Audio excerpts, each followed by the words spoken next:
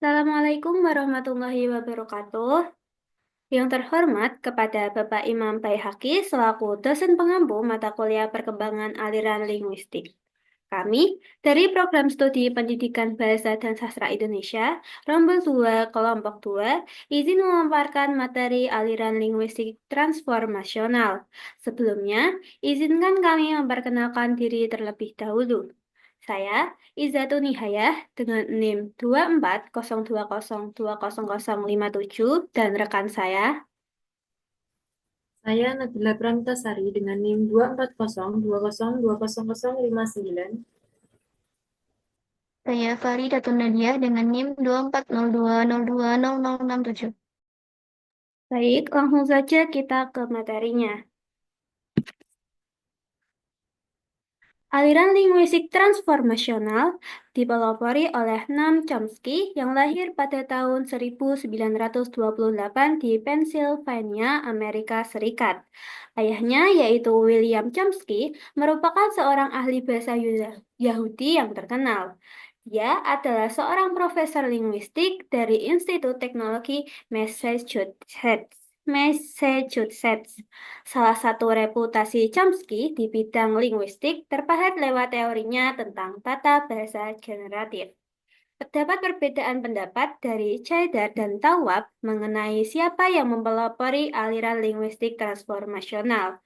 Namun, dari pendapat keduanya, dapat disimpulkan bahwa Harris yang merupakan guru Chomsky merupakan pelopor teori transformasi, sedangkan Chomsky sendiri adalah pelopor teori generatif.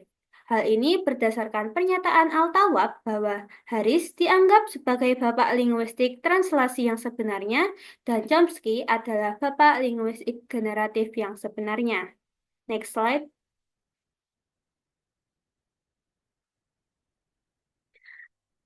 Selanjutnya adalah aliran transformasional sendiri. Aliran transformasional merupakan salah satu aliran linguistik yang berpandangan bahwa pembelajaran bahasa adalah sebuah proses pembentukan kaidah, bukan sebagai pembentukan kebiasaan. Pendekatan teori ini dilakukan secara sintaksis tanpa menyinggung makna atau dapat disebut dengan semantik. Sehingga teori ini dapat juga disebut sintaktif generatif atau generatif sintak.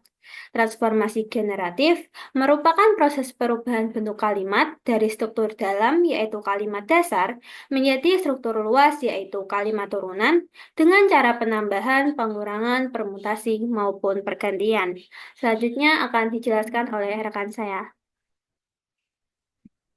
Selanjutnya yaitu ciri-ciri dari aliran transformasional. Menurut Suparno, ada beberapa ciri-ciri yang menjadi pembeda teori ini dengan teori-teori linguistik lainnya. Yang pertama yaitu teori ini didasarkan pada paham mentalistik. Menurut paham ini, proses berbahasa bukan merupakan faktor rangsang tanggap, melainkan faktor proses kejiwaan. Oleh karena itu, paham ini sangat dekat dengan psikolinguistik. Kemudian, bahasa merupakan innate atau pembawaan lahir. Didasarkan pada penelitian yang menunjukkan bahwa meskipun diberikan drill and practice, simpanse tidak akan dapat berbicara. Hal itu merupakan bukti bahwa bahasa yang merupakan alat komunikasi manusia bukan merupakan habit, drill and practice, tetapi merupakan innate atau pembawaan dari lahir. Kemudian bahasa terdiri dari struktur batin dan struktur lahir. Yang pertama adalah tempat terjadinya proses berbahasa yang sesungguhnya. Dan yang kedua adalah bentuk lahiriah yang ditransformasikan dari lapis batin. Ungkapan ana uhibbuk, aku tresno sliramu, dan I love you merupakan struktur permukaan yang ditransformasikan dari satu struktur dalam. Kemudian bahasa terdiri dari unsur kompeten dan performance. Kompeten adalah kemampuan seseorang dalam menguasai kaidah-kaidah bahasa, sedangkan performance adalah keterampilan seseorang untuk menggunakan bahasanya. Kemudian bahasa bersifat kreatif. Dalam aliran transformasional yang paling penting adalah kaidah, bukan keumuman. Meskipun nampaknya tidak umum bagi masyarakat, tetapi jika ada kaidah yang bisa digunakan, ia dapat dianggap sebagai bahasa yang baku. Misal, bentuk kata membibir, memayung, dan menggurita dapat diterima karena sesuai dengan kaidah me-en plus kata benda, walaupun tidak umum penggunaannya dalam masyarakat.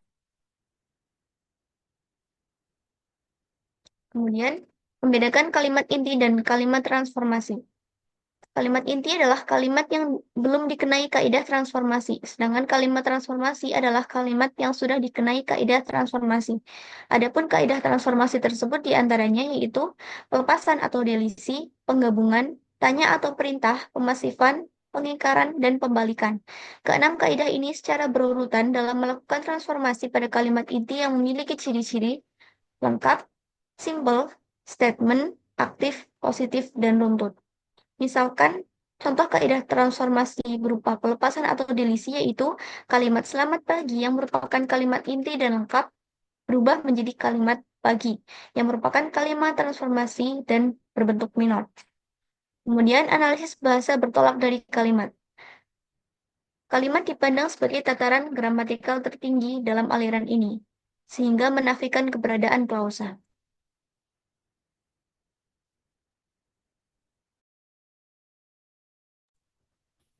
Baik, selanjutnya yaitu sejarah singkat dari aliran transformasional.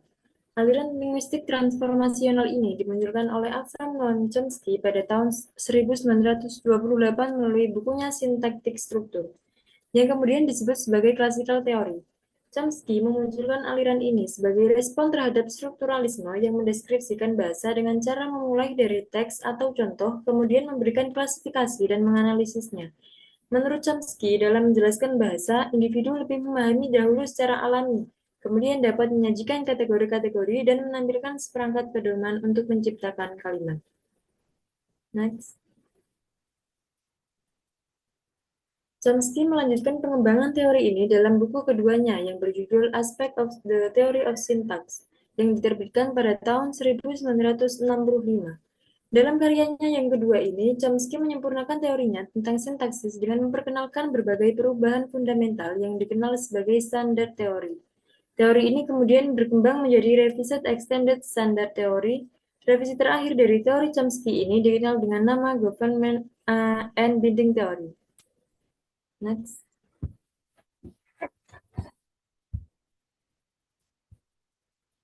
Kemudian teori aliran transformasional.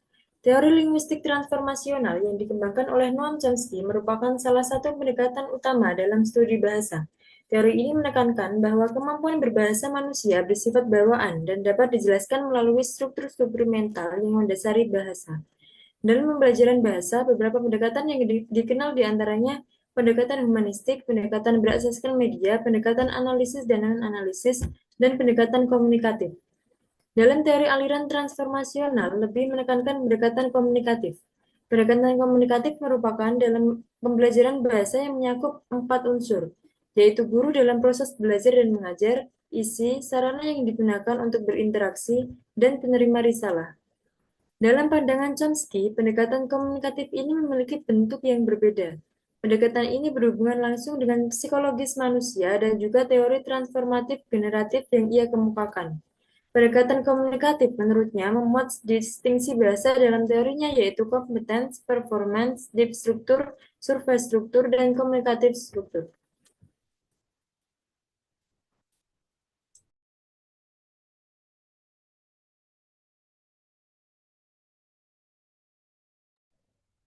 Selanjutnya yaitu perkembangan dari aliran transformasional. Dalam perjalanannya, aliran transformasional ini terbagi menjadi dua generasi secara bertahap. Yang pertama yaitu generasi pertama yang dimulai pada tahun 1957 yang disebut syntactic structures. Kemudian generasi kedua yang dimulai pada tahun 1965 yang disebut sebagai aspect of the theory of syntax. Penamaan ini berasal dari buku-buku Chomsky sendiri. Pada generasi pertama, komponen semantik belum diintegrasikan. Sedangkan pada generasi kedua telah mengintegrasikan semantik dengan komponen sintaksis dan fonologi.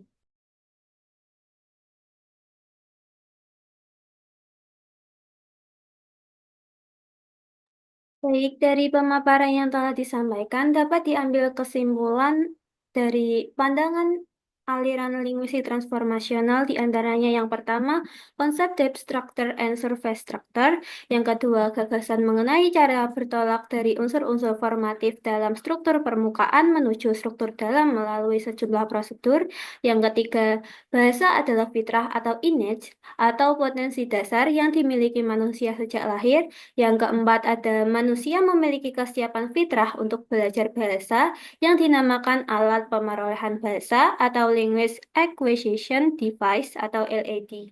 Yang kelima, konsep mengenai language competence and language performance. Yang keenam, dalam proses pemerolehan bahasa terdapat konsep universal sehingga secara mental telah mengetahui kodrat-kodrat yang universal tersebut. Yang ketujuh, seseorang diyakini mempunyai kemampuan mentransfer kata sentral bersama-sama dengan kata-kata lainnya yang bersifat terbuka. Dan yang terakhir, objek kajian kebahasaan berkisar pada kognisi atau pengetahuan language competence yang dimiliki oleh anak. Sekian pemaparan materi dari kelompok kami. Kurang lebihnya kami mohon maaf. Wassalamualaikum warahmatullahi wabarakatuh.